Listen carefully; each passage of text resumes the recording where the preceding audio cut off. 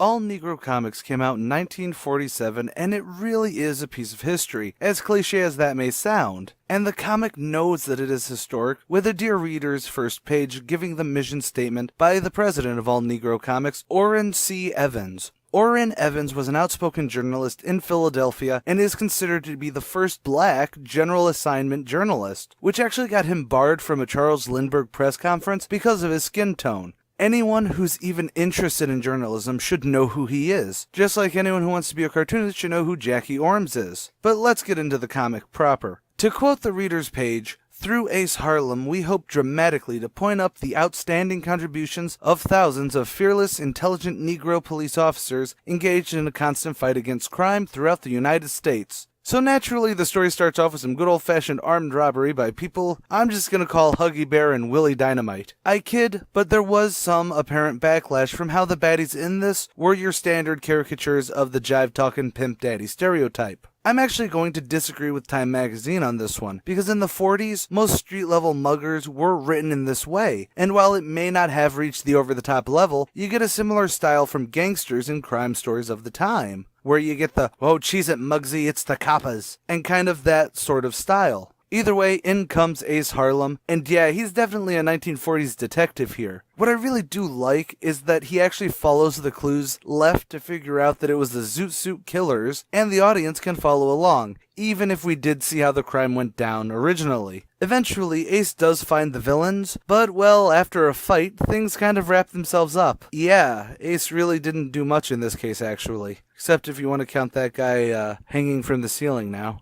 Next section, please. Do Dilly's gives us all, young and old, an opportunity to romp through a delightful, almost fairy-like land of make-believe.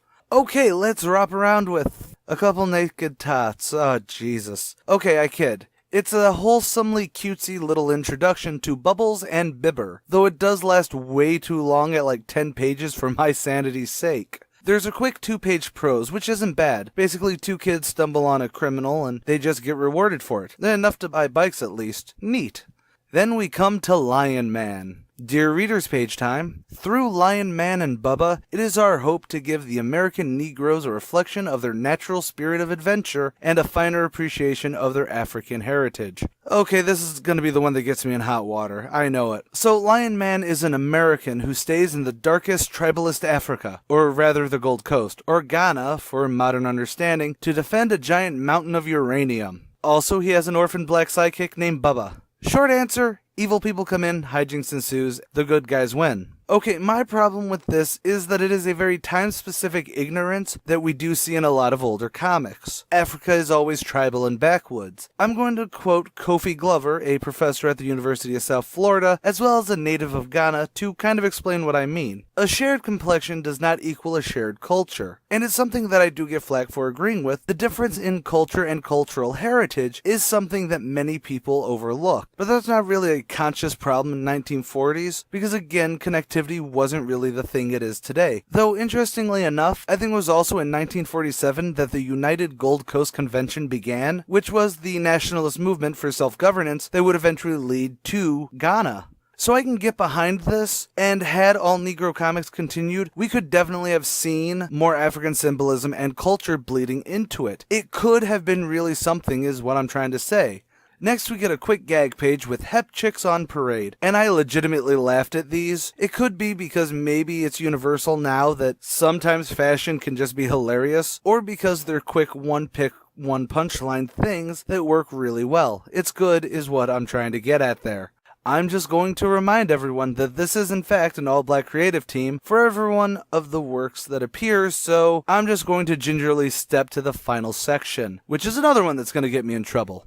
And through Sugarfoot and Snake Oil, we hope to recapture the almost lost humor of the lovable wandering Negro minstrels of the past.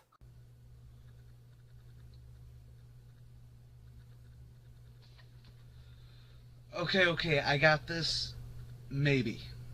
The story is about 2 vagabonds trying to get with a farmer's daughter, and it's an over-the-top, slapsticky, jive minstrel show of a minstrel show. Now, I know what you're thinking at home. Minstrel shows are the pinnacle of white oppression and racist attitudes, and that's a very intellectual way to look at things, but that's also not historically accurate either. Yes, minstrel shows were generally all about the black extravaganza with the over-the-top caricatures of what black people were. Yet historically and culturally, they were black entertainment. Not all were just white folks in blackface either, but all were popular in the black community. There's actually a bit of contention between historians about why that is, but the best answer I can come up with is the same reason the Wayans brothers were popular for a time, or why even today, general stereotypes are used in sitcoms. To compare it to the modern context, the Wayans brothers made a movie, Don't Be a Menace to South Central While You're Drinking Your Juice in the Hood, which lambasted the popularity of the more serious hood films that came out. They cranked every stereotype up to an 11, and the comedy just came from there, with being over the top in their shtick, even though we know they can act, and we've seen them legit act in other movies. But audiences ate it up because they could relate to the jokes. How many middle-class white folks actually got the joke about the one guy who would only bang white chicks, or that one chick who was so fake that before sex she literally started taking off her weave, her eyelashes, her boobs, her butt, and all this other stuff that really changed her figure? That really wasn't a haha, I get it moment for the majority of white audiences, save for those of us that did live in urban areas.